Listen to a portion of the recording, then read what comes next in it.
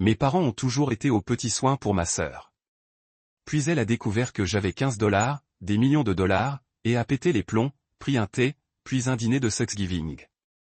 Papa ne pouvait plus parler. Je m'appelle Tania et, pendant 32 ans, j'ai vécu dans l'ombre de ma sœur Audrey. Malgré tous mes efforts et mes accomplissements, j'étais toujours la fille la plus faible à leurs yeux. Ce qu'ils n'ont jamais su, c'est que, pendant qu'ils s'occupaient à vanter les mérites de ma sœur ordinaire, j'ai discrètement amassé une fortune de 15 millions de dollars. Tout a basculé lors de Thanksgiving dernier, lorsque mon secret soigneusement gardé a explosé à propos de dinde farcie. Laissez-moi vous raconter où cette histoire commence. Ayant grandi dans la banlieue de Boston, notre famille de classe moyenne semblait parfaite de l'extérieur. Mon père, James, travaillait comme expert en assurance, tandis que ma mère, Diana, enseignait en CE2 à l'école primaire du coin. Nous vivions dans une modeste maison coloniale de 4 chambres, avec un jardin soigné devant et une balançoire à l'arrière. Mais entre ces murs, la dynamique familiale était tout sauf équilibrée. Dès sa naissance, 2 ans avant moi, ma sœur Audrey était une enfant chérie. Je me souviens très bien des albums photos de famille où Audrey avait des livres entiers consacrés à ses premiers pas, ses premiers mots et son premier jour de maternelle. Mes étapes importantes, en comparaison, méritaient peut-être une page ou deux glissées au dos de ces albums, presque comme une arrière-pensée. Ce favoritisme se manifestait par d'innombrables petites attentions qui s'accumulaient comme de minuscules coupures de papier au fil des ans. Lorsqu'Audrey a commencé ses cours de danse à 6 ans, mes parents assistaient à chaque récital, assis au premier rang avec des fleurs et prenant des dizaines de photos. Ils ont transformé notre salon en un sanctuaire dédié à sa danse, avec trophées et photos bien en évidence. L'été où j'ai gagné le concours scientifique de l'État à 12 ans, ils ont séché la cérémonie car Audrey avait un concours de danse le même jour. Mon certificat a fini dans un tiroir de ma chambre. Les matins de Noël racontaient la même histoire. Audrey déballait des cadeaux coûteux, des choses qu'elle avait expressément demandées, tandis que je recevais des objets pratiques ou des cadeaux banals, sans grande attention. Une année reste douloureusement gravée dans ma mémoire. Audrey, 14 ans à l'époque, a reçu un magnifique collier en or blanc avec un pendentif en saphir assorti à ses yeux. J'ai reçu un ensemble de livres éducatifs sur des scientifiques célèbres. Non pas que je n'aimais pas la science, mais le message était clair, Audrey méritait de belles choses, tandis que je devais me concentrer sur le pragmatisme. Même la discipline de nos parents était radicalement différente. Lorsqu'Audrey ne respectait pas le couvre-feu ou se faisait prendre à mentir sur ses allées et venues, mes parents la rencontraient pour une conversation amicale sur les meilleurs choix à faire. Lorsque je commettais les mêmes infractions, j'étais immédiatement puni, souvent avec des corvées supplémentaires en guise de punition. Le 2 poids, 2 mesures était si flagrant que même nos voisins le remarquaient. Nos chambres témoignaient de l'investissement parental. La chambre d'Audrey était redécorée tous les 2 ou 3 ans pour s'adapter à l'évolution de ses centres d'intérêt. D'abord des ballerines, puis des pop stars, puis un refuge d'adolescents sophistiqués avec une coiffeuse et une banquette confortable près de la fenêtre. Ma chambre a conservé les mêmes murs jaune pâle et le même mobilier basique de l'école primaire jusqu'au lycée. Quand j'ai demandé à peindre mes murs en bleu foncé en 4e, ma mère m'a répondu « On n'a pas d'argent pour des changements superflus en ce moment ». 2 semaines plus tard, ils ont fait la surprise à Audrey de refaire entièrement sa chambre. J'ai appris très tôt que la clé de l'attention parentale passait par la réussite scolaire. Alors qu'Audrey était une élève brillante et brillante dans les activités sociales, je me suis efforcé d'obtenir des A. Je me suis inscrite à tous les clubs scolaires, j'ai participé à des concours et je me suis couché tard pour étudier. Mes parents saluaient ces réussites par des hochements de tête distraits ou des commentaires du genre « C'est gentil, mais tu ne veux pas essayer quelque chose d'amusant comme ta sœur ?» Le dénigrement constant de mes réussites aurait pu me briser le moral, mais au contraire, cela a forgé quelque chose de différent en moi, une indépendance farouche. À 13 ans, j'ai cessé de rechercher leur approbation. Je suis devenu autonome, j'ai appris à cuisiner toute seule, j'ai géré mon emploi du temps et j'ai trouvé mes propres moyens de me rendre au concours scolaire.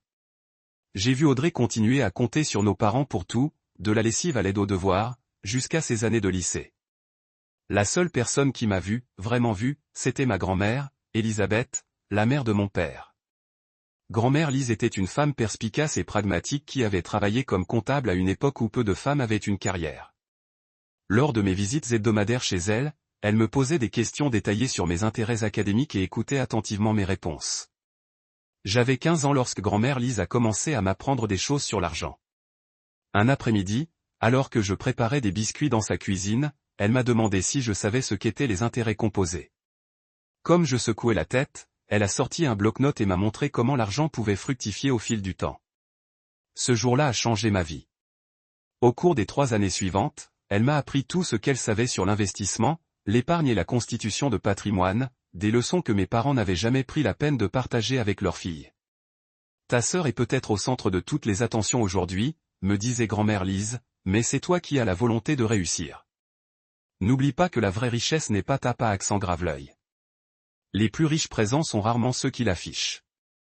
Mon diplôme de fin d'études secondaires aurait dû être un jour de triomphe. J'étais validiste, j'avais obtenu une bourse complète pour l'université d'État et j'avais été admis à leur prestigieux programme de commerce. En prononçant mon discours depuis la tribune, j'ai aperçu ma famille dans le public. Mon père filmait, mais j'ai découvert plus tard que la vidéo montrait principalement Audrey réagissant à divers moments plutôt que moi en train de parler. Lors de ma fête de remise de diplôme, mes parents ont passé la majeure partie de leur temps à annoncer à leurs proches l'admission d'Audrey dans une université privée coûteuse malgré ses notes médiocres. Mes réussites ont été brièvement évoquées. C'était une chance que Tania ait obtenu cette bourse. Elle avait toujours un sens pratique. Ce soir-là, je me suis fait une promesse, un jour, je construirai une vie si réussie qu'il serait impossible de l'ignorer. Mais une fois cette promesse accomplie, je me suis demandé si j'aurais encore envie de leur reconnaissance. Tandis qu'Audrey partait pour l'université Westfield, une université privée coûtant plus de 40 000 $ par an, je me suis inscrit à l'université d'État grâce à ma bourse complète. Le contraste entre nos financements était on ne peut plus frappant. Mes parents ont aidé Audrey à meubler sa chambre universitaire avec tout le nécessaire, de la literie assortie au mini-frigo en passant par l'ordinateur portable dernier cri. Ils ont fait 6 heures de route pour l'aider à emménager et sont restés le week-end pour s'assurer qu'elle était bien installée avant mon déménagement. Mon père m'a ensuite déposé avec mes 2 valises et un carton de fourniture d'occasion en me disant « Tu as toujours été indépendante. Je suis sûr que tu trouveras une solution. Appelle-moi si tu as vraiment besoin de quoi que ce soit. » Il était de retour en voiture moins de 20 minutes plus tard, se précipitant à la maison pour aider ma mère à préparer un colis pour Audrey, qui n'était à l'université que depuis 2 semaines et avait déjà le mal du pays. Quand j'appelais à la maison ce premier semestre, mes parents semblaient toujours distraits, impatients de me parler de la vie sociale d'Audrey et de son adaptation. Quand j'ai évoqué ma moyenne générale de 4 points après les partiels, ma mère m'a dit « C'est bien, ma chérie. T'es jeudi qu'Audrey avait été invitée à rejoindre la meilleure sororité du campus. » Les disparités financières sont devenues encore plus flagrantes à mesure que j'avançais à l'université. Mes parents n'ont rien contribué à mes études, me rappelant que j'avais une bourse dès qu'il y avait des fonds. Pendant ce temps, non seulement ils payaient la totalité des frais de scolarité d'Audrey, mais lui versaient aussi une allocation mensuelle pour ses dépenses. J'ai cumulé 3 emplois pour subvenir à mes besoins, des gardes du matin au café du campus, des heures à la bibliothèque le week-end et des cours particuliers d'économie et de finance avec d'autres étudiants. Malgré mon emploi du temps chargé, j'ai maintenu d'excellentes notes et j'ai commencé à me démarquer dans mes cours de commerce. Pendant ma 2e année, le professeur Lambert, qui enseignait l'analyse financière, m'a demandé un jour de rester après les cours. Mademoiselle Warren, m'a-t-il dit en s'appuyant contre son bureau. J'enseigne depuis 25 ans, et je vois rarement une telle aptitude pour les marchés financiers. Avez-vous réfléchi à l'orientation que vous souhaitez donner à ce talent? Cette conversation a marqué un tournant. Point. Le professeur Lambert est devenu le mentor dont j'avais toujours eu besoin, me présentant à des contacts du secteur et me recommandant pour des stages compétitifs. L'été suivant ma 3e année, j'ai décroché un poste chez Maxwell Investment, travaillant directement sous la responsabilité de leur directeur de la stratégie. Pendant qu'Audrey passait cet été à sillonner l'Europe avec son sac à dos aux frais de nos parents, je travaillais 60 heures par semaine à assimiler tout ce que je pouvais sur les stratégies d'investissement et l'analyse de marché. Pendant ma dernière année d'université, grand-mère Lise est décédée subitement d'un accident vasculaire cérébral. Sa mort m'a bouleversé d'une manière que mes parents ne pouvaient pas comprendre. Alors qu'ils la considéraient comme un membre de la famille, j'avais perdu mon champion, mon mentor et la seule personne qui ait jamais pleinement cru en mon potentiel. 1 mois après les funérailles, j'ai reçu une lettre de l'avocate de grand-mère Lise. Elle m'avait légué 50 000 $ de toutes ses économies. Mes parents étaient sous le choc, car ils s'attendaient à ce que sa modeste succession soit partagée équitablement entre tous les membres de la famille. Tu devrais envisager de partager ça avec ta sœur, a suggéré mon père au cours du dîner. Audrey pense à faire des études supérieures et cet argent pourrait vraiment l'aider. Je l'ai regardé. Incrédule. Grand-mère Lise a-t-elle laissé cet argent à Audrey? Non, mais les membres d'une famille doivent se soutenir mutuellement. Ma mère a ajouté, ta sœur a des rêves coûteux et tu t'en sors toujours très bien toute seule. Pour la première fois de ma vie, j'ai catégoriquement refusé. C'est l'héritage que j'ai reçu de la seule personne qui a soutenu mes objectifs, ai-je dit, l'amusant comme elle l'aurait souhaité. J'ai investi chaque centime de cet héritage en suivant les principes que grand-mère Lise m'avait enseignés. C'est devenu le capital de départ de ce qui allait devenir ma fortune. Après l'obtention de mon diplôme, j'ai accepté un poste chez Blackstone Financial, dans leur division des marchés émergents. Mon salaire de départ était modeste pour New York, mais les perspectives d'évolution étaient substantielles. Je vivais dans un minuscule studio avec 3 colocataires, je ne dépensais rien en luxe et j'investissais 50% de chaque salaire. Durant ces premières années de carrière, j'ai acquis la réputation de repérer les opportunités d'investissement que d'autres ont manquées. Tandis que mes collègues se concentraient sur les marchés traditionnels, je me suis renseigné sur les entreprises de technologies émergentes et d'énergie durable avant qu'elles ne deviennent des secteurs d'investissement à la mode. À 26 ans, j'avais suffisamment économisé pour prendre un risque calculé. J'ai quitté Blackstone et créé ma propre société d'investissement, TWW Strategic Partners. Le nom était volontairement neutre, pour ne pas laisser entendre qu'une jeune femme était à sa tête. Je me suis concentré sur un créneau spécifique, identifiant des entreprises sous-évaluées, dotées de technologies innovantes et d'un leadership féminin fort. Ma première percée majeure a eu lieu lorsque j'ai investi massivement dans une start-up de biotechnologie dirigée par une femme qui avait développé un outil de diagnostic révolutionnaire. Lors du rachat de l'entreprise l'année suivante, mon investissement initial a été multiplié par 10. À 27 ans, ma fortune avait franchi le seuil du $1 million, sans que personne dans ma famille ne le sache. J'ai emménagé dans un appartement confortable mais sans chichi à New York et j'ai limité mes contacts avec ma famille à des visites pendant les vacances et à des appels téléphoniques occasionnels. Lors de ces interactions, mes parents ont perpétué leur modèle habituel. Audrey, qui avait alterné entre des emplois dans le marketing et gagnait un salaire parfaitement moyen, était constamment louée pour sa créativité et ses relations sociales. Ma carrière était à peine reconnue. Et lorsqu'elle l'était, ma mère me disait des choses comme « C'est bien que tu aies trouvé un emploi stable, même si ça a l'air terriblement ennuyeux. » Lors des réunions de famille, les proches posaient à Audrey des questions détaillées sur sa vie. Alors que je recevais des questions générales pour savoir si je fréquentais quelqu'un, lorsque j'ai mentionné que mon entreprise se portait bien, la conversation est rapidement revenue à Audrey, qui était enthousiaste à l'idée de planifier un voyage à Bali financé en partie par nos parents, malgré ses 30 ans à l'époque. J'ai cessé d'essayer de partager mes réussites et j'ai plutôt créé une version fictive de ma vie pour la consommation familiale. J'avais un emploi régulier dans la finance, avec des horaires réguliers et un salaire régulier. C'était plus facile que d'expliquer la vérité et de voir leur regard se voiler, ou pire, de les voir soudainement s'intéresser à ma vie uniquement pour des raisons financières. Au cours des 5 années suivantes, TWW Strategic Partners est passé d'une entreprise individuelle à une société d'investissement spécialisée avec 15 employés et plus de $200 millions sous gestion. Ma stratégie d'investissement alliait analyse rigoureuse et prise de risque calculée. J'ai développé un algorithme qui identifiait les entreprises aux fondamentaux solides, mais dont les cours boursiers ont temporairement chuté en raison de réactions excessives du marché. L'un de mes plus grands succès a été d'investir massivement dans des entreprises de stockage d'énergie renouvelable juste avant que des changements politiques majeurs ne fassent exploser le secteur. Une autre manne en a résulté. J'ai identifié un modèle d'adoption des technologies grand public qui m'a conduit à investir dans 3 entreprises obscures, rachetées par la suite par des géants de la tech. À 30 ans, ma fortune personnelle atteignait $5 millions. À 32 ans, ce chiffre avait triplé pour atteindre $15 millions, me plaçant ainsi dans le 1% des Américains les plus riches de mon âge. Je possédais un superbe appartement à Manhattan avec de grandes baies vitrées donnant sur Central Park. Je passais mes vacances dans des complexes hôteliers exclusifs et je pouvais m'offrir tout ce que je voulais. Non pas que je dépensais sans compter, mais les leçons de ma grand-mère sur la richesse discrète m'étaient restées en mémoire. Pourtant, pour ma famille, je restais simplement Tania, qui travaillait dans la finance. J'ai soigneusement entretenu cette fiction par diverses stratégies. J'avais un téléphone séparé pour les appels familiaux. Je ne parlais jamais de ma réussite professionnelle sur les réseaux sociaux. Lorsque je rendais visite à mes parents, je conduisais une Toyota de location plutôt que ma Tesla. Je portais des vêtements simples, sans marque de créateur, attachais mes cheveux en queue de cheval et me maquillais peu pour renforcer l'image d'une personne concentrée sur son travail plutôt que sur sa réussite. J'avais de multiples raisons d'entretenir cette supercherie élaborée. Premièrement, je craignais que mes parents ne soient mis au courant. Ma fortune, ils me demandaient immédiatement de l'argent, non pas pour eux-mêmes, mais pour Audrey. Tout au long de notre vie d'adulte, ils avaient continué à la soutenir financièrement lorsqu'elle rencontrait des difficultés.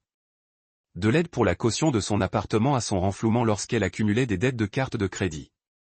Deuxièmement, et peut-être plus important encore, je ne voulais pas être soudainement valorisé uniquement pour mon argent après avoir été négligé toute ma vie. Que dirait-on de notre relation si la réussite financière était? Qu'est-ce qui m'avait finalement valu l'attention et l'approbation avait été refusée? Cette pensée me rendait malade. Finalement, des années de négligence émotionnelle m'avaient rendu protectrice de mes réussites. Mon succès était le mien, construit sans leur soutien ni leurs encouragements. Une partie profondément blessée de moi-même. Je ne voulais pas le partager avec ceux qui n'avaient jamais cru en moi. À New York, j'ai vécu une vie complètement différente. J'ai siégé au conseil d'administration de start-up technologiques, j'ai figuré dans des publications économiques et j'ai assisté à des événements exclusifs du secteur. Je possédais des vêtements de créateurs et des bijoux raffinés que je ne portais jamais en famille. Je suis sorti avec des hommes qui ont réussi et qui comprenaient l'ambition et la motivation. Mes deux vies ne se sont jamais croisées, et je suis devenu expert en passer de l'un à l'autre. Noël dernier en a été un parfait exemple. J'ai pris l'avion pour rentrer chez moi pendant 3 jours, emportant des cadeaux à prix modique, vêtus de jeans et de pulls simples. Tout au long du dîner, mes parents n'ont pas tari d'éloges sur la récente promotion d'Audrey au poste de responsable marketing senior dans une entreprise locale. Un poste probablement moins bien payé que mes dépenses annuelles en voyage d'affaires. C'est merveilleux, non, dit ma mère en serrant la main d'Audrey, et ils lui ont offert une prime de 5000. J'ai hoché la tête et souri, sans mentionner que j'avais reversé 50 fois ce montant à une initiative de codage pour filles la semaine précédente. Quand mon père m'a interrogé sur mon travail, j'ai donné une réponse volontairement vague à propos de projets qui allaient de soi, bon, ce qui l'a incité à dire, bon, tant que tu es stable, c'est ce qui compte. Tout le monde n'a pas besoin de gravir les échelons de l'entreprise. Je m'étais tellement habitué à cette dynamique que cela ne me dérangeait plus guère, du moins c'est ce que je me disais. Mais tout a changé lorsque j'ai rencontré Michael, un architecte à succès qui dirigeait son propre cabinet. Michael a percé à jour mes barrières soigneusement construites dès notre premier rendez-vous. Après 3 mois de relation, il m'a posé la question que personne n'avait jamais posée auparavant, pourquoi minimises-tu ta réussite en famille? La question m'a prise au dépourvu. Nous dînions chez moi et venions de terminer un appel téléphonique avec ma mère au cours duquel j'avais une fois de plus éludé des questions sur mon travail avec des réponses volontairement ennuyeuses. Je ne minimise pas, dis-je machinalement. Il ne s'intéresse tout simplement pas à la finance. Michael m'a lancé un regard entendu. Tania, tu es l'une des personnes les plus prospères que je connaisse. Tu gères des centaines de millions d'actifs. Tu as été mise à l'honneur dans Forbes, et pourtant tu viens de dire à ta mère que tu avais passé une journée normale au bureau à vérifier des feuilles de calcul. Comme je ne répondais pas, il a continué plus doucement. Je ne te juge pas. Je suis juste curieux. Pourquoi tu leur caches une si grande part de toi-même? Ce soir-là, j'ai raconté à Michael toute l'histoire de mon enfance et des années de négligence affective. Il m'a écouté sans interruption, et quand j'ai eu fini, il a dit quelque chose qui m'a profondément touché. Vivre 2 vies séparées doit être épuisant. À un moment donné, ne veux-tu pas être toi-même? Sa question m'est restée en tête pendant des semaines. À l'approche de Thanksgiving, j'ai pris une décision. Je n'annoncerai pas ma fortune ni ma réussite de manière ostentatoire, mais j'arrêterai de les cacher activement. J'emmènerai Michael à la maison pour rencontrer ma famille, je porterai des vêtements que j'aime vraiment et je répondrai honnêtement aux questions sur mon travail si on me les posait. Pour faire un petit pas vers l'authenticité, j'ai acheté une nouvelle télévision pour mes parents, un modèle élégant mais pas extravagant. C'était quelque chose dont ils avaient besoin, car leur téléviseur actuel avait plus de 10 ans et ne représentait qu'une infime partie de ce que je pouvais leur offrir. Pourtant, c'était plus cher que mes cadeaux habituels, et j'étais à la fois nerveuse et enthousiaste à l'idée de ce petit pas vers l'honnêteté. Le trajet de New York à Boston le mercredi précédent Thanksgiving m'a rempli d'une anxiété familière, malgré tout. La présence rassurante de Michael. En arrivant dans la rue de mes parents, j'ai immédiatement remarqué la nouvelle Audi d'Audrey garée dans l'allée. Une voiture que mes parents, je le savais, l'avaient aidé à financer malgré sa prétendue réussite professionnelle. C'est l'heure du spectacle, ai-je murmuré à Michael tandis que nous nous garions dans la rue et rassemblions nos sacs. La télévision, enveloppée dans un élégant papier argenté orné d'un nœud bleu, était posée sur la banquette arrière. Mercredi, après nous être installés, c'était le jour de la fête. Dès que nous avons franchi la porte d'entrée, la dynamique familiale s'est installée avec une prévisibilité douloureuse. Ma mère m'a dépassé en courant pour me serrer dans ses bras. Michael, ravi de retrouver mon petit ami qui avait réussi, tandis que mon père me tapait distraitement sur l'épaule avant de m'appeler « Audrey, Tania est là ». Audrey est entrée dans la pièce comme si elle faisait une entrée remarquée. À 34 ans, ma sœur affichait encore l'assurance de quelqu'un à qui on avait répété toute sa vie qu'elle était spéciale. Ses cheveux blonds foncés étaient fraîchement méchés. Son maquillage impeccable. Tania, s'est-elle exclamée en me serrant dans ses bras rapidement, à peine effleurée. Elle s'est immédiatement tournée vers Michael, évaluant, avec une approbation évidente. Alors, tu es le célèbre Michael. Maman dit que tu es architecte.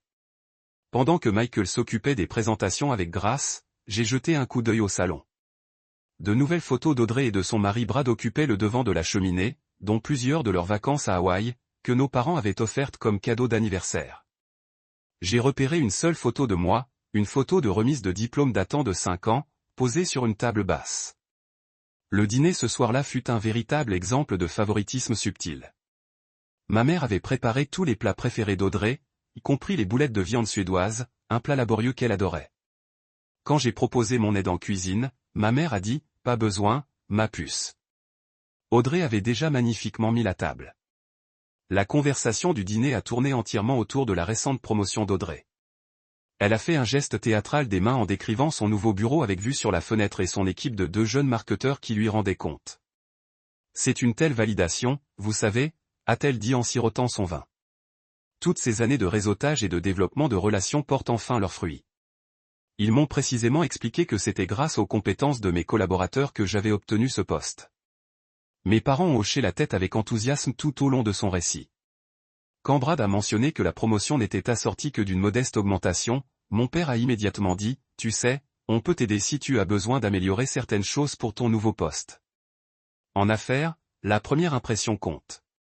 Personne n'a posé de questions sur mon travail jusqu'au dessert, quand ma mère s'est tournée vers moi et m'a demandé « Et comment va ton travail ?» Tania est toujours en train de faire son tableur. Avant que je puisse répondre, Audrey est intervenue. De toute façon, elle ne saurait pas quoi faire d'une promotion. Elle a ri. Tu te souviens comme elle a toujours détesté être le centre de l'attention? Elle est plus heureuse derrière un bureau.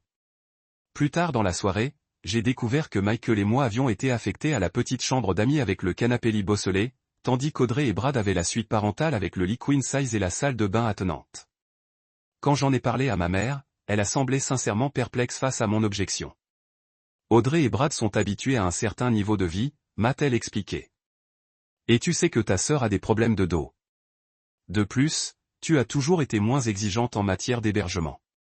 Ce soir-là, alors que Michael et moi essayions de nous installer confortablement sur le vieux canapé lit, il a murmuré, « Ils sont toujours comme ça ?» En fait, ils se comportent mieux parce que tu es, tiens, répondis-je en plaisantant à moitié. Le lendemain matin, jour de Thanksgiving, j'ai surpris une conversation qui confirmait que rien n'avait changé malgré ma réussite d'adulte. Je descendais le couloir quand j'ai entendu mon nom prononcé dans la cuisine. Je me suis arrêté pour ne pas être vu. Je ne comprends pas pourquoi Tania n'a pas progressé davantage dans sa carrière.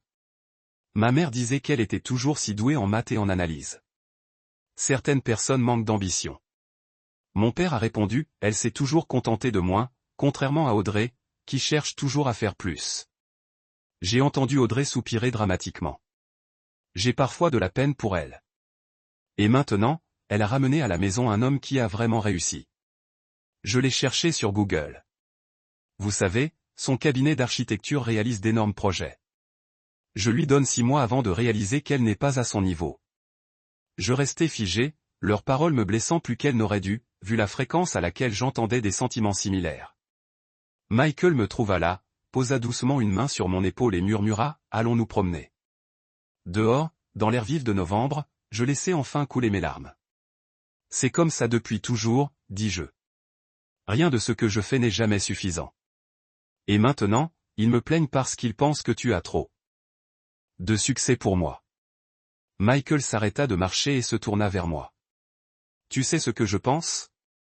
Je pense qu'il est temps qu'il sache exactement qui tu caches. Plus tard dans l'après-midi, alors que j'aidais ma mère à préparer le repas de Thanksgiving, j'ai reçu un appel professionnel que je ne pouvais pas éviter. L'un de nos investissements majeurs était en cours de finalisation et mon avis était requis. Je suis sorti dans le jardin pour me protéger, parlant avec assurance de chiffres à plusieurs millions de dollars et d'ajustements stratégiques. Je n'ai réalisé qu'Audrey m'avait suivi dehors qu'après avoir raccroché et me être retourné pour la trouver près de la porte de derrière. Son expression était suspicieuse. Qui? C'était ça, demanda-t-il. Ça semblait assez intense pour quelqu'un qui ne fait que de la saisie de données ou autre. Juste des trucs de boulot, dis-je en essayant de la dépasser pour entrer dans la maison. Elle me barra le passage.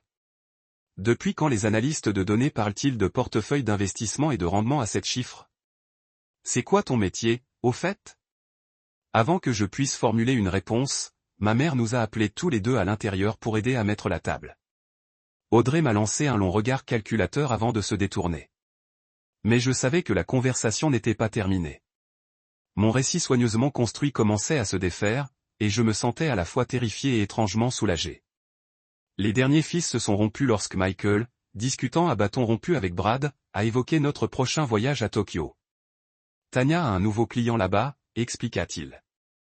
Mais nous prolongeons le voyage pour explorer la ville. Je n'y suis jamais allé, mais Tanya y va plusieurs fois par an pour le travail.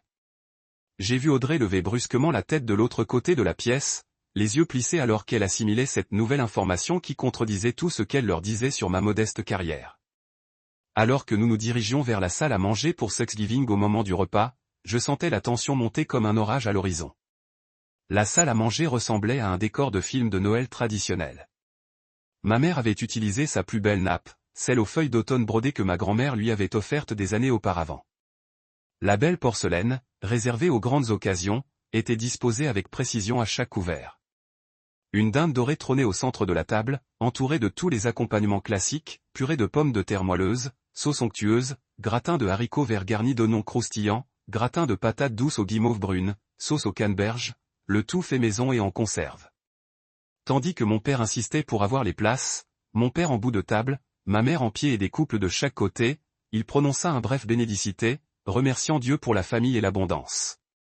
Des paroles étrangement prophétiques compte tenu de ce qui allait se passer.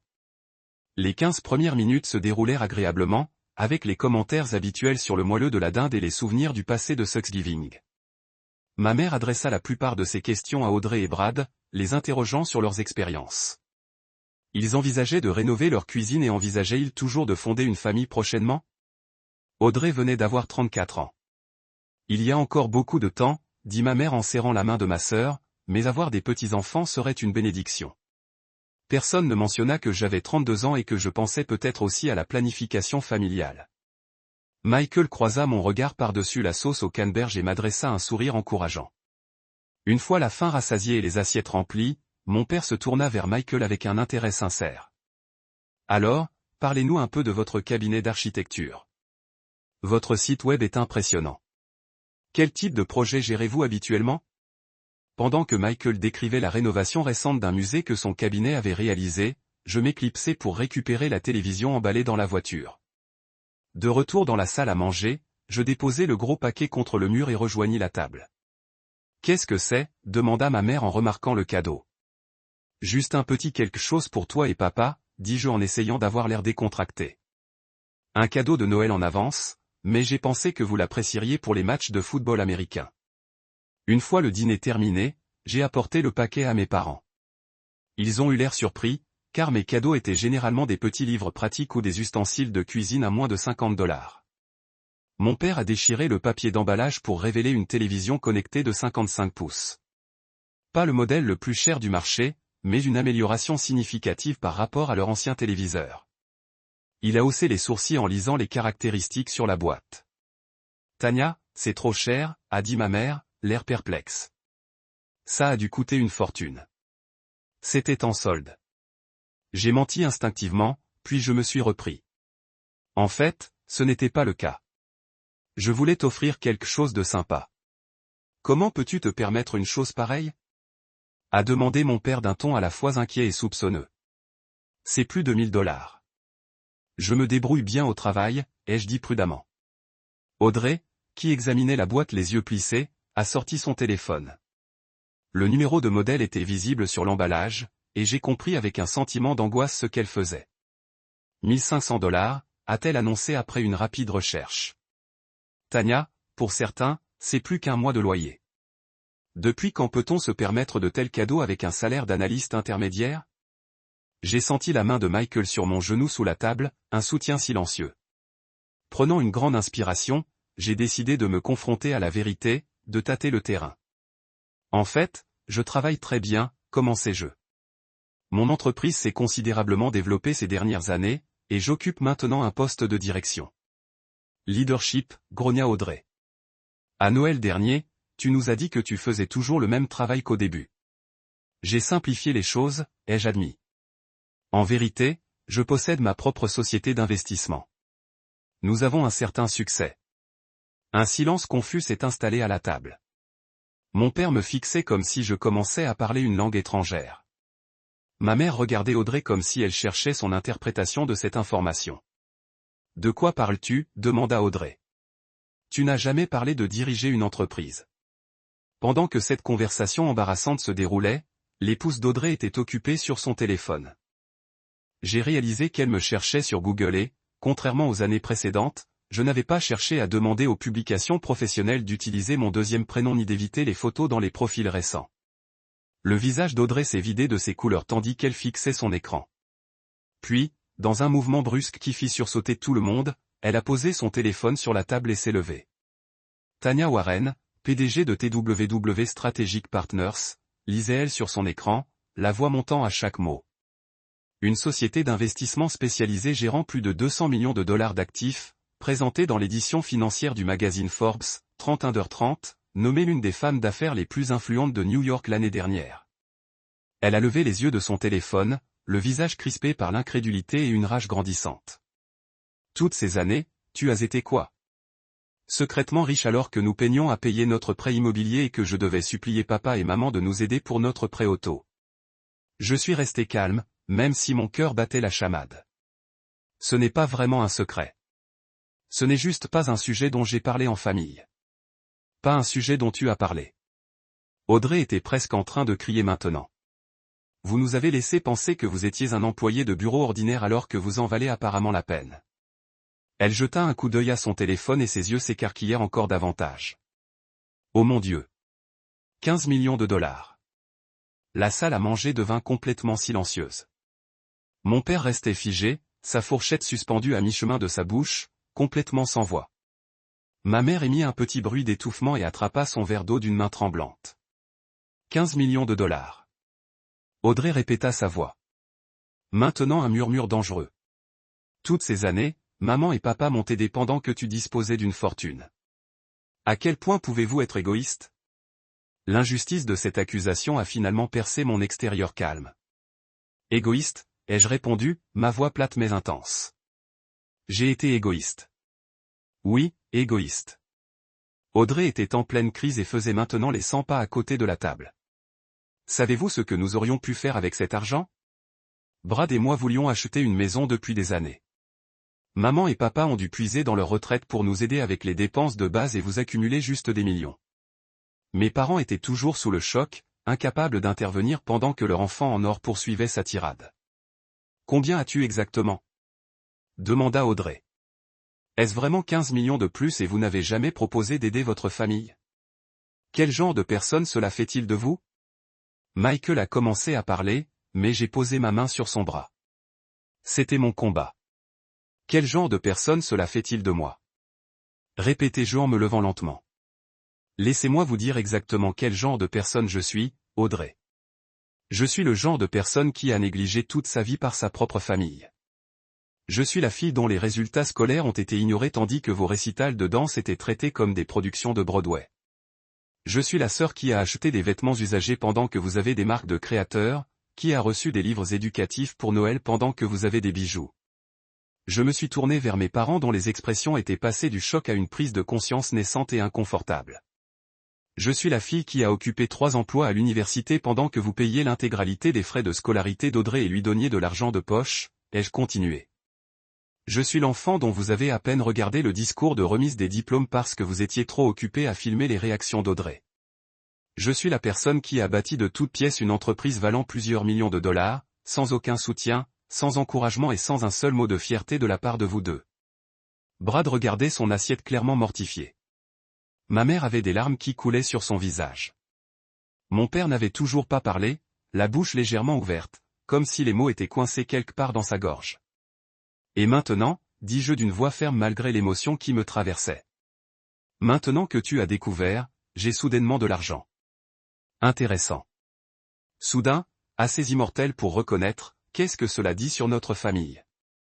Audrey parut momentanément abasourdie par ma réponse, mais se reprit rapidement. Il ne s'agit pas d'une petite jalousie d'enfance, Tania. Cria-t-elle. Il s'agit d'une obligation familiale fondamentale. Vous nous devez quelque chose. Je ne dois rien à personne, répondis-je. L'argent que j'ai, je l'ai gagné grâce à mon travail acharné et à mes décisions stratégiques. Tout comme l'attention que vous avez reçue toute notre vie était quelque chose que vous n'avez jamais eu à gagner. Elle vous a simplement été donnée. C'est complètement différent. Audrey a crié, le visage rouge de colère. Maman et papa n'étaient que des parents. Bien sûr, ils étaient fiers de moi. Mais l'argent? Du vrai argent? C'est quelque chose que vous partagez avec votre famille. Comme si vous partagiez l'attention et l'amour de vos parents avec moi. J'ai demandé doucement. Ma mère l'a finalement trouvé. Vois. Anya, nous n'avons jamais voulu que tu te sentes moins aimée, a-t-elle déclaré chaque semaine. Nous pensions simplement qu'Audrey avait besoin de plus de soutien. Tu as toujours été si capable, si indépendante. J'étais indépendante parce que je devais l'être. J'ai répondu, j'étais capable parce que personne d'autre n'allait faire les choses à ma place. Mon père a finalement prononcé sa voix. 15 millions de dollars, murmura-t-il. Comment est-ce possible? J'ai fait des investissements intelligents, dis-je simplement. À commencer par les 50 000 de grand-mère que tu voulais que je donne à Audrey pour ses études supérieures. Audrey n'avait pas fini. Alors, que se passe-t-il maintenant? Demanda-t-elle. Allez-vous aider votre famille ou continuer à être égoïste?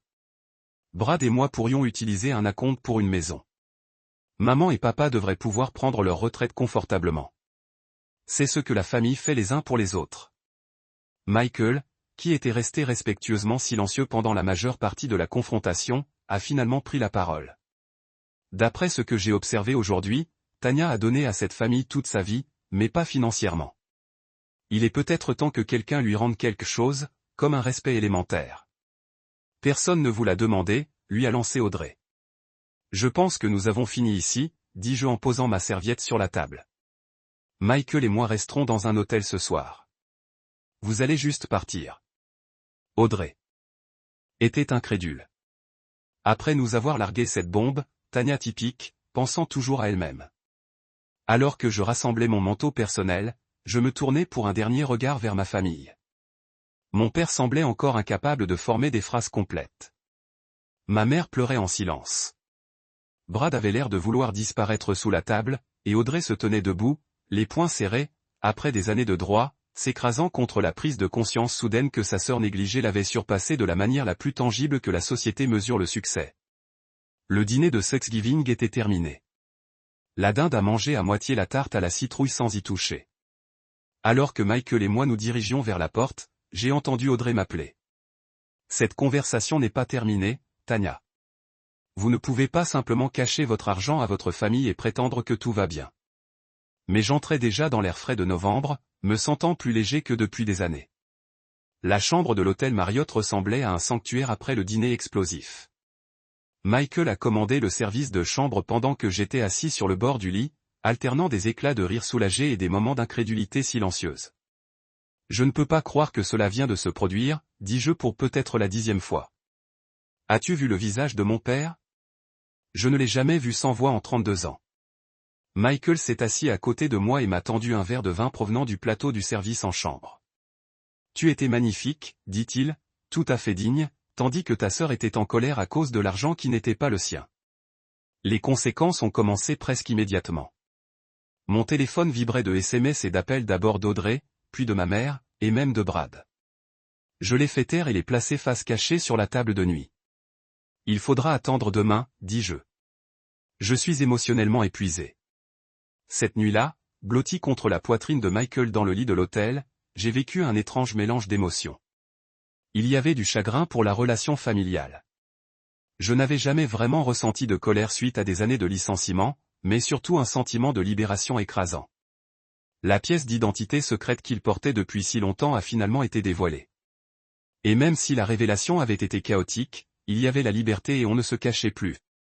Le matin a apporté un flot de notifications. Audrey avait envoyé 17 SMS pendant la nuit. Une montagne russe d'émotions allant de la fureur, comment oses-tu nous quitter jusqu'aux excuses? Je suis désolé, criai-je. Mais vous devez comprendre à quel point cela a été choquant. Nous devons parler de la façon dont votre argent peut aider la famille et la remettre en colère. Votre silence est tellement immature et égoïste. Ma mère m'avait appelé 4 fois et avait laissé des messages vocaux en larmes me demandant de revenir à la maison pour que nous puissions en discuter. Brad avait envoyé un seul texte maladroit s'excusant pour le désastre du dîner et affirmant qu'il n'avait aucune part dans les attentes d'Audrey. Mon père n'avait ni appelé ni envoyé de SMS. J'étais sous la douche quand on frappa à la porte de la chambre d'hôtel. Michael y a répondu et a trouvé mon père debout dans le couloir, toujours habillé hier. Vêtements. Son visage était hagard à cause de ce qui semblait être une nuit blanche. Je dois parler avec ma fille, a-t-il déclaré. Je suis sorti de la salle de bain enveloppé dans un peignoir d'hôtel, mes cheveux mouillés dégoulinant sur mes épaules. Papa, dis-je, surpris de le voir là. Comment nous avez-vous trouvé? Il n'y a que 3 hôtels en ville, répondit-il. C'était mon 2e arrêt. Le Hilton vous envoie ses salutations. La tentative d'humour a échoué dans l'atmosphère tendue. Michael s'est excusé pour prendre un café dans le hall, nous laissant ainsi de l'intimité. Mon père s'est assis lourdement sur la chaise du bureau pendant que je me perchais sur le bord du lit. Pendant presque une minute entière, il ne dit rien, se contentant de regarder ses mains. 15 millions de dollars, dit-il finalement en secouant la tête. Je n'arrive toujours pas à comprendre. Ce n'est pas une question d'argent, papa, dis-je doucement. Il leva les yeux, ses yeux rouges et fatigués. Je sais, répondit-il, me surprenant. Il s'agit de la façon dont nous vous avons traité, de la façon dont nous vous avons toujours traité. Ce simple aveu m'a pris au dépourvu. Il s'attendait à une attitude défensive, à des justifications, peut-être même à de la colère qui avait caché mon succès.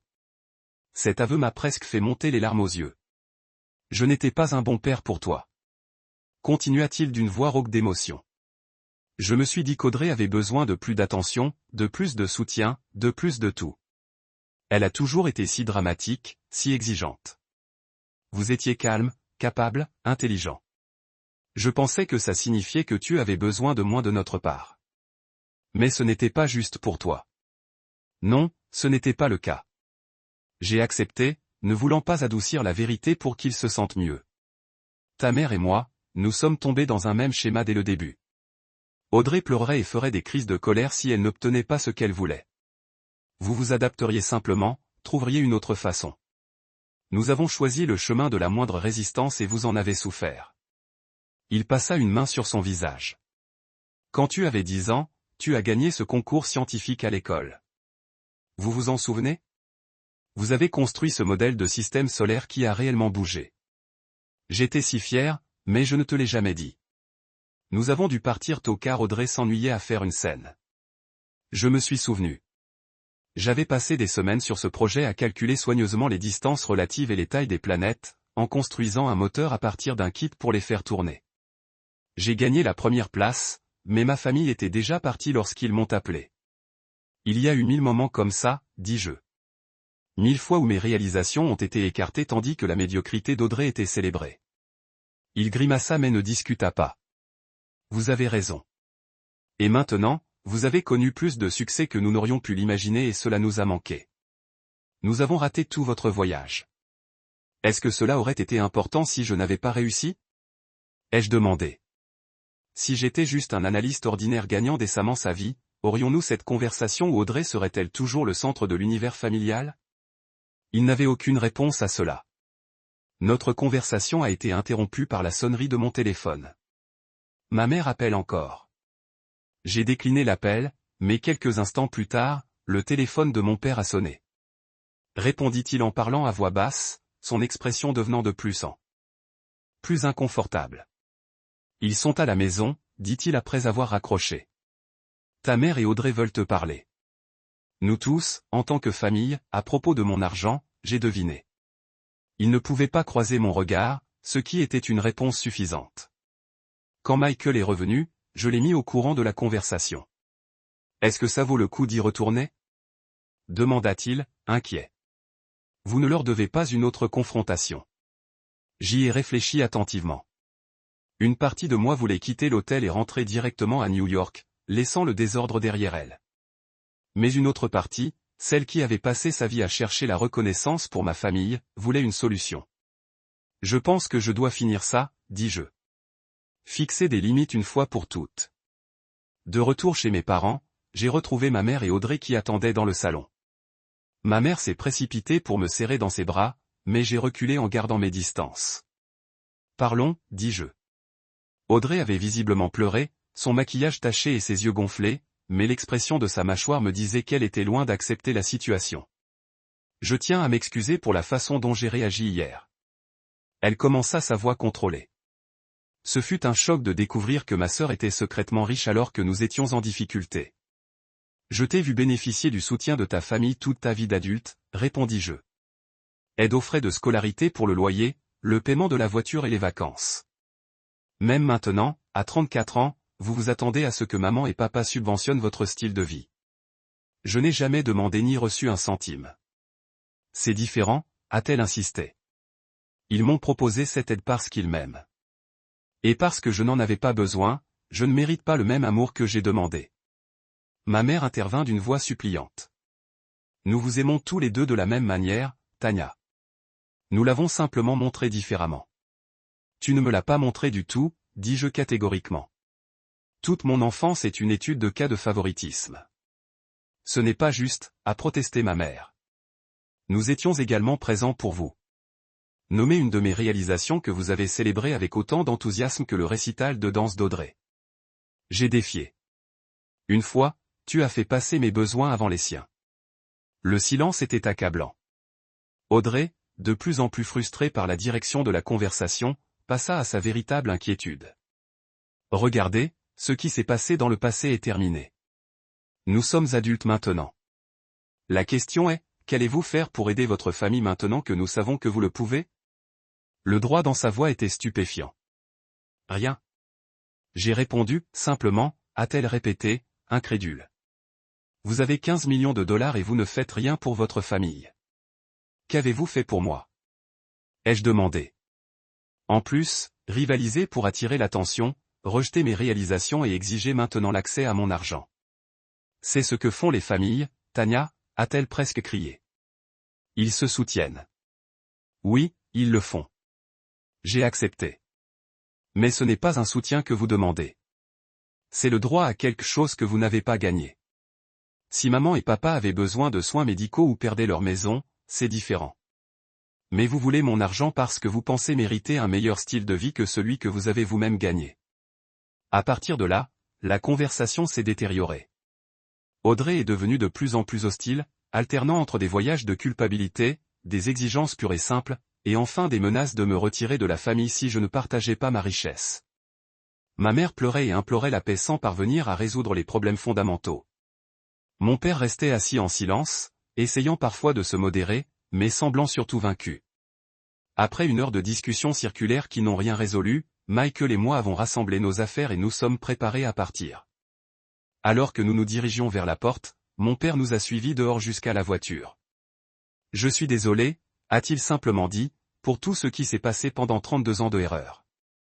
J'ai hoché la tête, incapable de formuler une réponse qui englobait la complexité de mes sentiments. Nous sommes rentrés à New York cet après-midi-là, 3 jours plus tôt que prévu. Pendant le long trajet, Michael et moi avons parlé de tout ce qui s'était passé. Vous avez géré cela avec une grâce incroyable, a-t-il déclaré alors que nous franchissions la frontière de l'État vers New York. La plupart des gens auraient soit cédé à la pression, soit complètement brûlé les ponts. Je ne sais pas si les ponts ne sont pas brûlés de toute façon, soupirai-je. Je ne peux pas imaginer que Thanksgiving soit au calendrier l'année prochaine. Ce n'est peut-être pas une mauvaise chose, suggéra Teil gentiment. La famille devrait vous élever, pas vous démolir. Parfois, la famille que nous choisissons est plus importante que la famille dans laquelle nous sommes nés. La semaine qui a suivi Thanksgiving a entraîné des retombées continues. Mes parents ont appelé quotidiennement leur approche évoluant de la défense d'Audrey à la reconnaissance progressive de leur rôle dans la création de la dynamique familiale. Mon père en particulier semblait vraiment réfléchir à son comportement. « Je ne pense pas t'avoir jamais vraiment vu », a-t-il dit lors d'un appel. « J'étais tellement occupé à gérer les besoins d'Audrey que tu me manquais réellement. Je suis fier de toi, Tanya. Pas à cause de l'argent, mais parce que vous avez construit quelque chose de remarquable malgré des parents qui vous ont laissé tomber. » Ma mère avait davantage de mal à accepter ses responsabilités, se repliant souvent sur elle. Mais nous vous aimions tous les deux, ou Audrey avait juste besoin de plus d'attention. Pourtant, je pouvais sentir un changement progressif dans sa perspective. De petites fissures dans le hangar narratif entretenu pendant des décennies. Audrey a adopté une approche différente. Après plusieurs jours de messages de colère auxquels je n'ai pas répondu, elle a commencé à contacter sa famille élargie, partageant une version déformée des événements qui me présentait comme une sœur avare et égoïste qui refusait d'aider sa famille dans le besoin. Des cousins et des tantes avec qui je parlais à peine ont commencé à envoyer des messages exprimant leur déception face à mon matérialisme. Je ne t'ai jamais demandé d'argent auparavant, a écrit ma cousine Stéphanie, que je n'avais pas vue depuis 5 ans. Mais mon fils veut vraiment aller au camp de football cet été. Et comme tu es visiblement chargé, j'ai supprimé les messages sans répondre. Les gens qui me connaissaient comprenaient la situation. Ceux qui ne m'ont contacté que lorsqu'il s'agissait d'argent ont confirmé exactement pourquoi aider à garder mon succès privé pendant si longtemps. 6 mois après la crise de Thanksgiving, le printemps avait apporté une nouvelle croissance, tant dans le monde naturel que dans ma vie personnelle. Les conséquences immédiates ont été douloureuses, mais l'honnêteté imposée a finalement créé un espace de guérison, même si cette guérison semblait différente de ce que j'aurais pu espérer autrefois. J'ai commencé à consulter le docteur Elizabeth Harrison, une thérapeute spécialisée dans les traumatismes familiaux, qui m'a aidé à gérer les émotions complexes entourant mon enfance et la récente confrontation. Votre réussite a déclenché un système familial construit sur des rôles spécifiques, a-t-elle expliqué au cours d'une séance. On vous a assigné le rôle de l'enfant autonome et négligé. Audrey était une enfant célèbre et nécessiteuse. Vos parents étaient les prestataires qui concentraient leurs ressources là où ils percevaient le plus grand besoin. Lorsque vous avez révélé votre réussite, vous avez brisé ces rôles et tout le système familial s'est déstabilisé. Grâce à la thérapie, j'ai compris que même si je ne pouvais pas changer mon passé ou le comportement de ma famille, je pouvais fixer des limites claires pour l'avenir. J'ai rédigé un email à toute ma famille décrivant ces limites. Je ne discuterai pas de mes finances. Je ne financerai pas le style de vie d'Audrey et je participerai uniquement à des réunions de famille où mes réalisations et ma personnalité étaient respectées au même titre que mes sœurs. La réponse à ces frontières a varié considérablement. Audrey a essentiellement coupé le contact, envoyant un dernier message cinglant, m'accusant de détruire la famille avec mon égoïsme. J'ai bloqué son numéro le jour même, une décision qui a apporté un soulagement immédiat. Ma relation avec mes parents a évolué vers quelque chose de plus limité, mais aussi de plus honnête. Nous nous parlions au téléphone toutes les quelques semaines, évitant soigneusement les sujets qui pourraient déclencher d'anciens schémas. Mon père a fait de véritables efforts pour s'intéresser à ma vie et à mon travail, en posant des questions réfléchies sur mon entreprise et en reconnaissant mon expertise. Je n'ai vraiment pas compris ce que vous construisiez, m'a-t-il dit lors d'un appel. J'ai juste supposé que lorsque vous parliez de finances, vous parliez d'un poste de débutant en charge de la rédaction. Je suis désolé de n'avoir jamais demandé de détails. Ma mère a trouvé l'adaptation plus difficile. Elle a continué à élever Audrey, déplorant fréquemment la rupture entre nous, sœurs, et suggérant parfois qu'un cadeau financier de ma part pourrait aider à guérir la relation. Maman, dis-je fermement lors d'une de ces conversations. Ma relation avec Audrey a été rompue bien avant que l'argent n'entre en scène. Je n'utilise pas mes ressources pour acheter une fausse sororité. Après mûre réflexion, j'ai pris une décision financière concernant ma famille. J'ai créé un fonds en fiducie pour l'éducation des enfants d'Audrey, ma nièce et mon neveu, qui couvrirait leurs dépenses universitaires une fois majeures. La fiducie était structurée de manière à ce que l'argent ne puisse être utilisé que pour l'éducation, sans possibilité pour Audrey d'y accéder à d'autres fins. Lorsque j'ai parlé de cette confiance à mes parents, mon père a exprimé une véritable gratitude. C'est incroyablement généreux, Tania, surtout compte tenu de tout ce qui s'est passé, a-t-il dit. J'adore ces enfants, ai-je répondu. Simplement, leur avenir ne devrait pas être limité par les conflits entre adultes. Ma relation avec Michael s'est approfondie tout au long de cette période de bouleversements familiaux. Il m'avait vu à l'état le plus vulnérable et le plus puissant, témoin à la fois des blessures de mon enfance et de la force qui s'était développée en réponse à elles. 6 mois après Thanksgiving, il a proposé lors d'un week-end au Birker de présenter une bague émeraude vintage qui n'aurait pas pu être plus parfaite s'il l'avait conçue moi-même. Pensez-vous que nous aurons des enfants un jour? A-t-il demandé alors que nous étions allongés dans le lit ce soir-là, la tête sur sa poitrine, la nouvelle bague captant le clair de lune passant à travers la fenêtre. Je pense que oui, répondis-je, surpris de voir à quel point je voulais cet avenir avec lui. Mais bon, fais mieux que mes parents. Eh bien, aimez chaque enfant exactement pour qui il est, pas pour celui qui a le plus besoin de nous. À bien des égards, la guérison la plus profonde s'est produite en bâtissant ce que Michael avait appelé ma famille choisie. Mes amis proches, en particulier ceux qui étaient au courant de mon succès depuis le début, m'ont apporté un soutien inconditionnel que je n'ai jamais trouvé chez moi. Nous avons célébré les fêtes ensemble, créé de nouvelles traditions et construit des liens basés sur le respect mutuel plutôt que sur l'obligation ou l'histoire. L'évolution la plus inattendue a peut-être été l'évolution de ma relation avec l'argent lui-même.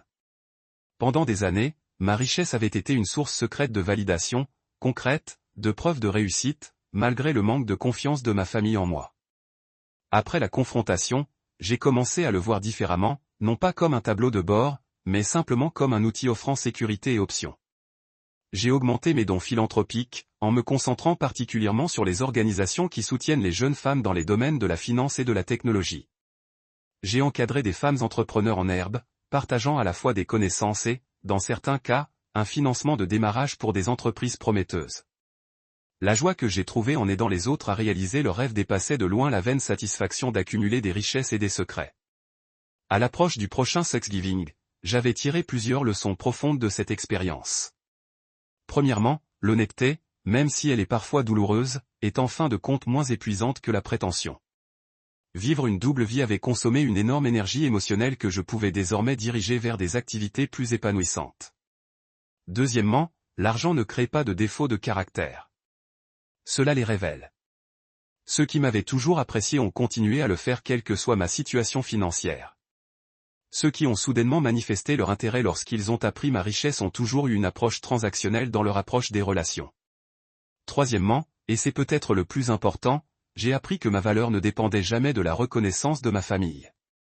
Il a passé des décennies à chercher la validation de personnes qui étaient constitutionnellement incapables de la fournir. Cette reconnaissance devait venir de l'intérieur, de la connaissance de ma propre valeur, indépendamment des affirmations extérieures. Le voyage n'était bien sûr pas terminé. Les systèmes familiaux ne se transforment pas du jour au lendemain et les vieilles blessures ne guérissent pas complètement en quelques mois. Mais j'avais trouvé une voie à suivre qui honorait à la fois mes expériences passées et mes possibilités futures. J'avais arrêté de me laisser définir par ce que ma famille ne pouvait pas me donner et j'avais commencé à accepter ce que je pouvais créer pour moi-même. C'est toujours la fille qui a grandi dans l'ombre de sa sœur, mais c'est aussi devenu la femme qui est entrée dans sa propre lumière et c'était une histoire qui valait 15 millions de dollars. Avez-vous déjà eu à confronter des membres de votre famille à propos d'un traitement inégal? Et tandis que cette histoire s'éloigne doucement dans les ombres de votre esprit, se dissolvant dans les espaces silencieux où mémoire et mystère s'entrelacent, comprenez qu'il ne s'agit jamais simplement d'une histoire. C'était un réveil. Une impulsion brute de vérité humaine enveloppée de secrets murmurés et d'émotions voilées. Chaque mot est un fragment de réalité fracturée. Chaque phrase est un pont entre les mondes visibles et invisibles. Entre la lumière de la révélation et l'abîme sombre du non-dit, c'est ici, dans cet espace lignal, que respirent les histoires. Leur magie la plus puissante remue les recoins les plus profonds de votre âme, provoquant les peurs inexprimées, les désirs enfouis et les espoirs fragiles qui s'accrochent à votre cœur comme des braises fragiles. C'est le pouvoir de ces contes. Ces confessions numériques murmurées dans le vide où l'anonymat devient le masque de la vérité et où chaque spectateur devient le gardien de secrets trop lourds à porter seul. Et maintenant, ce secret, cet écho tremblant de la réalité de quelqu'un d'autre, devient une partie de votre propre récit obscur qui s'entrelace avec vos pensées. Éveillez cette indéniable curiosité. La faim insatiable de savoir ce qui se trouve au-delà. Quelles histoires restent à raconter? Quels mystères planent hors de portée, attendant que vous les découvriez? Alors accrochez-vous à ce sentiment, à ce fil électrique d'émerveillement et de malaise. Car c'est ce qui nous relie tous à travers le vaste réseau invisible de l'expérience humaine. Et si votre cœur s'emballe, si votre esprit s'attarde sur les hypothèses et les événements, alors vous savez que l'histoire est terminée. Son œuvre, sa magie s'est tissée dans le tissu de votre être. Alors avant de vous éloigner de ce royaume, souvenez-vous de ceci. Chaque histoire que vous rencontrez ici est une invitation murmurée à regarder plus profondément, à écouter plus attentivement, à embrasser à la fois l'obscurité et la lumière. Et si vous vous retrouvez perdu, ou si vous vous trouvez légèrement modifié, alors honorez cette connexion en gardant la flamme vivante. Aimez cette vidéo si l'histoire vous a hanté. Abonnez-vous pour rejoindre la communauté des chercheurs qui recherchent les vérités invisibles. Et sonnez la cloche pour être le premier à saluer la prochaine confession, la prochaine ombre, la prochaine révélation, attendant de surgir des profondeurs. Car ici, nous ne racontons pas seulement des histoires. Nous les convoquons. Nous devenons des vaisseaux pour l'oublier, le cacher et le non-dit. Et vous, chers auditeurs, faites désormais partie de ce rituel sacré. Alors jusqu'à ce que le prochain conte vous retrouve dans les heures calmes, gardez vos sens aiguisés, votre cœur ouvert et ne cessez jamais de poursuivre les murmures dans le silence. Point. Merci d'avoir regardé. Faites attention. Bonne chance. Astérisque.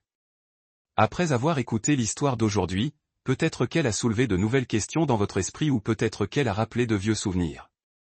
Chaque jour sur Reddit, de nouvelles expériences et de nouveaux moments créent de nouvelles histoires et nous connectent tous. Chacun a son propre parcours dans la vie et nous essayons tous de comprendre le monde à notre manière. Ce genre de moments nous rappelle que nous sommes tous humains. Parfois heureux, parfois tristes et apprenant toujours quelque chose de nouveau. Si vous avez apprécié cette histoire, n'hésitez pas à la partager avec vos amis. Vos réflexions et commentaires nous sont toujours précieux car ils nous motivent à créer un contenu encore meilleur.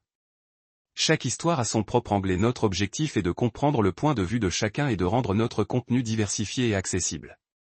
Des histoires comme celle-ci nous aident à réaliser que le parcours de la vie est différent pour chacun et qu'en écoutant d'autres histoires, nous apprenons quelque chose de nouveau. Vous pouvez également partager vos propres histoires avec nous. Vos expériences nous sont également précieuses. Et si vous avez apprécié cette vidéo, n'hésitez pas à laisser vos commentaires. Notre objectif est de créer du contenu qui éclaire votre esprit et vous donne de nouvelles idées à chaque fois. Si vous avez déjà vu cette vidéo auparavant, vos commentaires sont toujours importants. Avec chaque retour, nous pouvons améliorer notre contenu et apporter une nouvelle perspective à nos téléspectateurs. Aujourd'hui, ce que nous avons vu n'est qu'une petite partie des nombreuses histoires partagées sur Reddit et à travers le monde. C'est un rappel de la façon dont nous essayons tous de comprendre la vie en partageant nos expériences les uns avec les autres. Cette vidéo n'était qu'un exemple de la façon dont nous essayons de nous connecter avec les autres à travers la narration, en apprenant différents aspects de la vie. Nous espérons continuer à partager de telles histoires qui nous aident tous à apprendre et à grandir ensemble. Merci pour votre temps et n'oubliez pas de garder un œil sur d'autres histoires à venir. Si vous ne l'avez pas déjà fait, aimez et suivez pour un contenu plus étonnant. Votre soutien nous permet de continuer et nous nous efforcerons de vous proposer des histoires plus stimulantes et réconfortantes. En attendant la prochaine fois, faites attention et restez curieux. Astérisque.